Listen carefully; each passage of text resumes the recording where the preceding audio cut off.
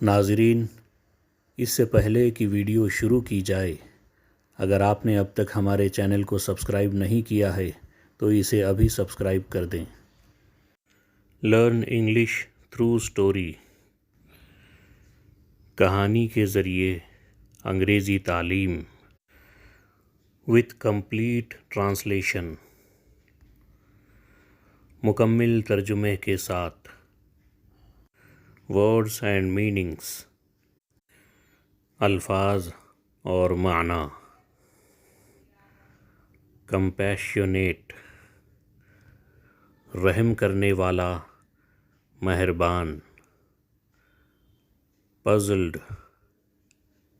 حیرت زدہ، تعجب میں پڑا ہوا۔ قاضی، جج یا غازی۔ انڈیگنینٹلی یعنی غصہ دکھاتا ہوا۔ شریکڈ یعنی بہت زور سے چلایا۔ چوک، کچھ وقفہ سانس روکنا۔ لیونیٹک، پاگل آدمی۔ اے پریکٹیکل جوک، ایک عملی مذاق۔ Poor Rahim was praying to God, "O compassionate one, please give me only 100 gold coins. I will remain grateful to you forever." ایک غریب جس کا نام عبد الرحیم تھا خدا سے دعا کر رہا تھا، اے سب سے زیادہ رحم کرنے والے مہربان، آپ اپنے کرم سے مجھے 100 سونے کی اشرفیاں عطا کر دیجئے۔ میں ساری زندگی آپ کا احسان مند رہوں گا اور ہمیشہ آپ کا شکر ادا کروں گا۔ Just then his neighbor Rustom passed by his window. Rustom heard the prayer and was amused. He was a rich man and he always took pleasure in playing practical jokes on others. His jokes often were crude and cruel. اتنے میں اس کا پڑوسی جس کا نام رستم تھا اس کی کھڑکی کے پاس سے گزر رہا تھا۔ رستم نے اس غریب کی دعا سنی اور اسے مزہ آیا۔ وہ بہت امیر آدمی تھا، اکثر لوگوں کے ساتھ مسخرہ پن اور عملی طور پر مذاق کر کے مزے لیا کرتا تھا، اور اکثر اس کے مذاق لوگوں کے دلوں کو سخت ٹھیس پہنچانے والے اور بڑے ظالمانہ ہوا کرتے تھے۔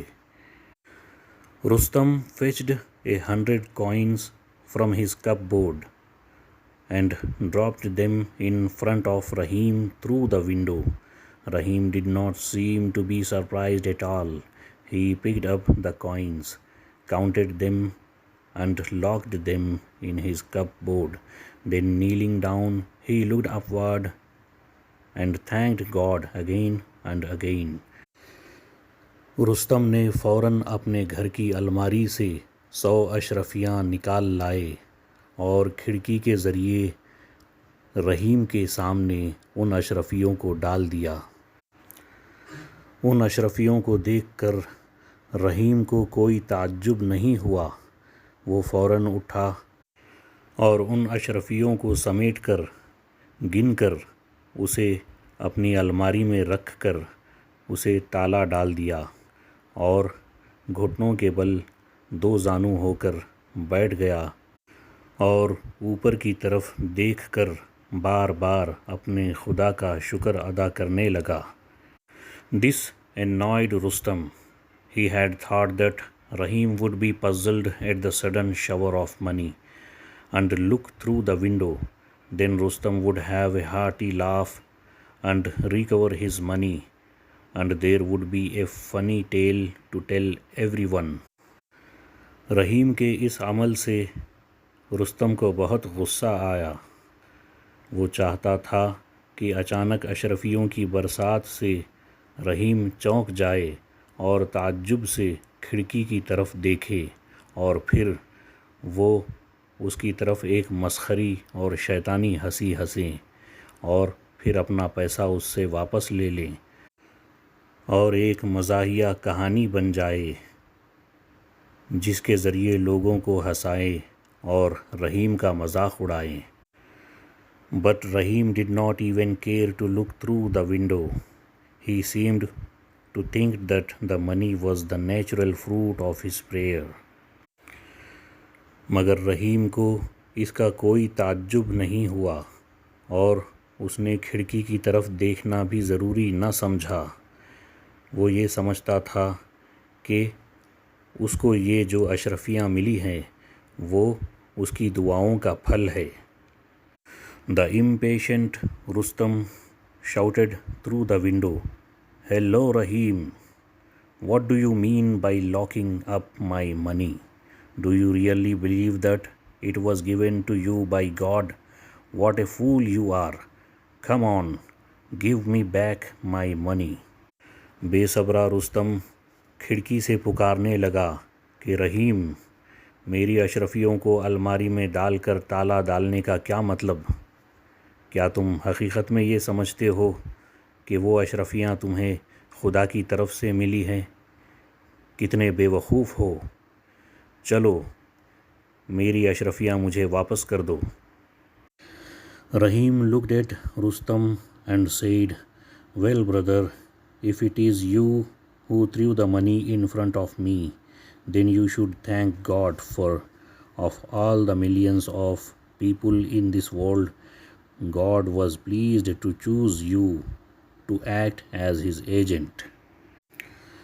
رحیم نے رستم کی طرف دیکھا اور کہا، ٹھیک ہے بھائی، اگر میرے سامنے اشرفیاں ڈالنے والے واقعی تم تھے تو پھر تمہیں خدا کا شکر ادا کرنا چاہیے، کیونکہ دنیا میں لاکھوں کروڑوں لوگوں کے بیچ خدا نے تمہیں اس نیک کام کے لیے چنا ہے، جیسا کہ وہ کسی نیک کام کے لیے اپنے محبوب بندے کو چنتا ہے. "What nonsense do you speak? I threw the money just to watch the fun," said Rustom.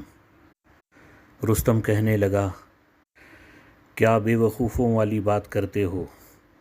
میں نے تو صرف مستی اور دل لگی کے لیے ان اشرفیوں کو تمہارے سامنے ڈالا ہے. "You see, my good neighbor, I have more faith in my prayer than in your sense of fun. I take the money as God's answer to my prayer. That is all I have to say." Rahim was very calm and polite in his speech. رحیم نے کہا، دیکھو میرے اچھے پڑوسی، خدا پر جو میرا ایمان ہے وہ تمہاری موج مستی اور دل لگی سے کہیں زیادہ ہے. میں نے وہ اشرفیاں خدا کی عطا کے طور پر رکھ لیے ہیں. وہ اشرفیاں خدا کی طرف سے ہی مجھے عطا ہوئی ہیں. بس مجھے تو یہی کہنا ہے. رحیم بہت خوش اخلاقی اور تمیز کے ساتھ بڑے آرام سے بات کر رہا تھا. Rustom became more and more angry. He called Rahim all sorts of names, but Rahim kept repeating, "Through whomsoever the money might have come, it has been sent to me by God." Rustam بہت زیادہ غصے میں آ گیا اور رحیم کو بہت برے الفاظ کہے. مگر رحیم ایک ہی بات دہراتا جا رہا تھا کہ یہ پیسہ چاہے کسی کے ذریعے سے ہی کیوں نہ پہنچا ہو، عطا تو مجھے خدا ہی کی طرف سے ہوا ہے.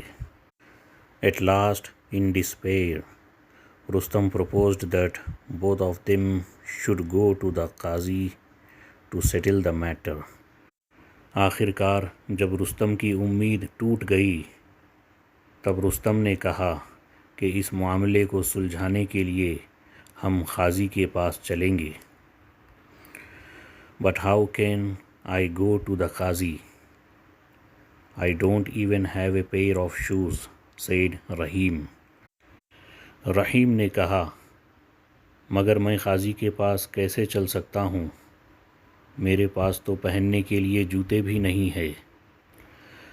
I will provide you with shoes if in the name of God you promise that you will return them to me, said Rustom.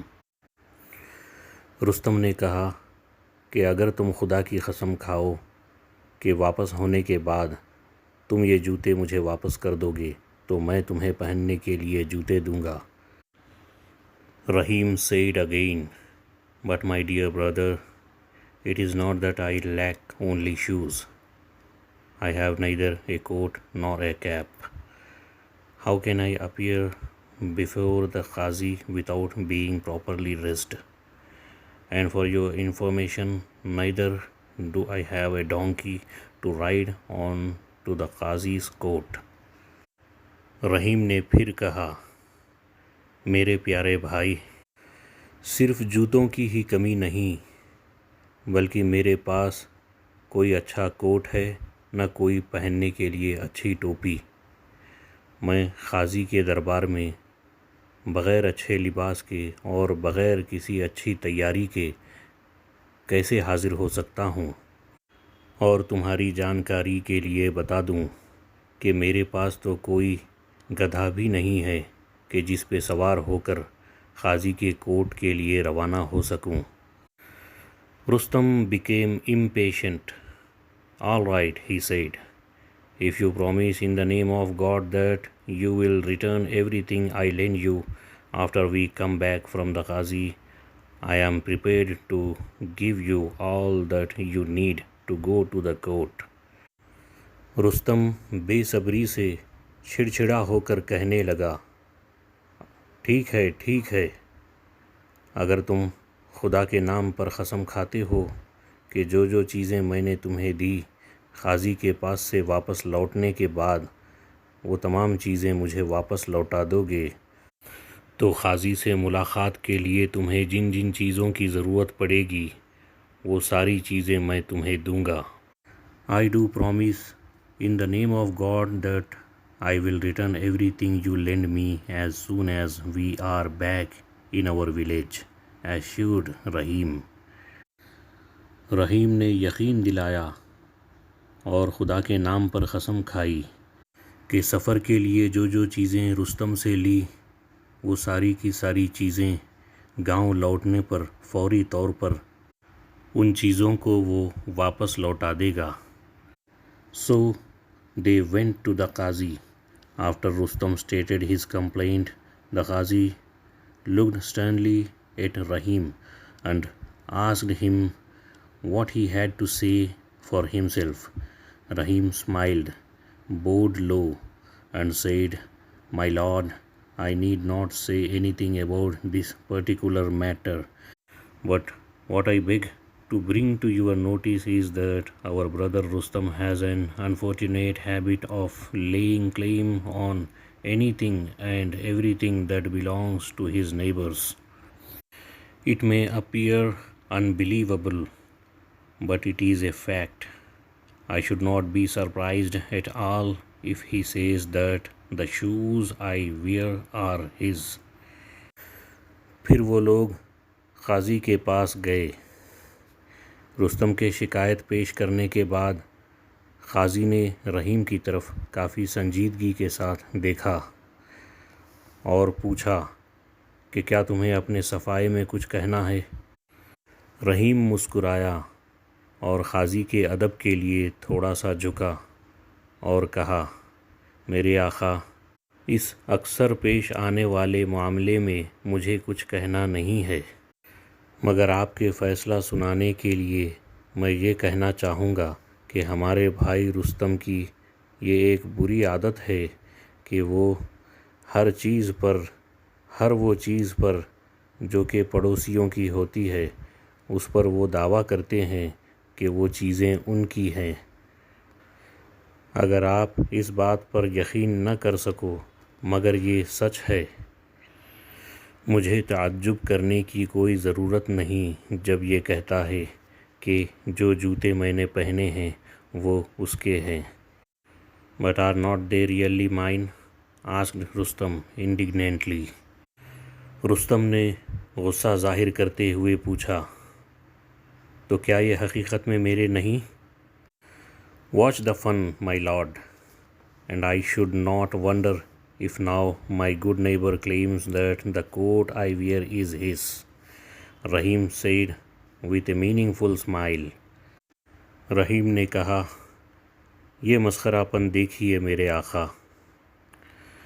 پھر رحیم نے اپنے چہرے پر مطلبی مسکراہٹ لیے کہا کہ مجھے کوئی تعجب کرنے کی ضرورت نہیں ہے اس بات پر کہ اب اگر یہ کہہ دے کہ جو کوٹ میں پہنا ہوا ہوں یہ بھی اسی کا ہے۔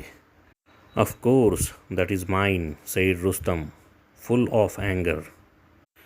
رستم نے غصے میں آگ ببولا ہو کر کہا، ہاں بے شک میرا ہی تو ہے۔ He will next say that the cap I wear is his too, said Rahim.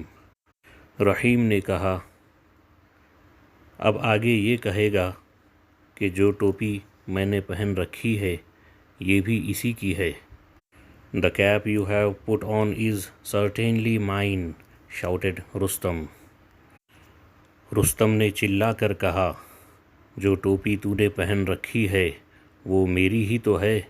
My lord, you should not be surprised now if my neighbor claims that even this donkey I ride is his, said Rahim.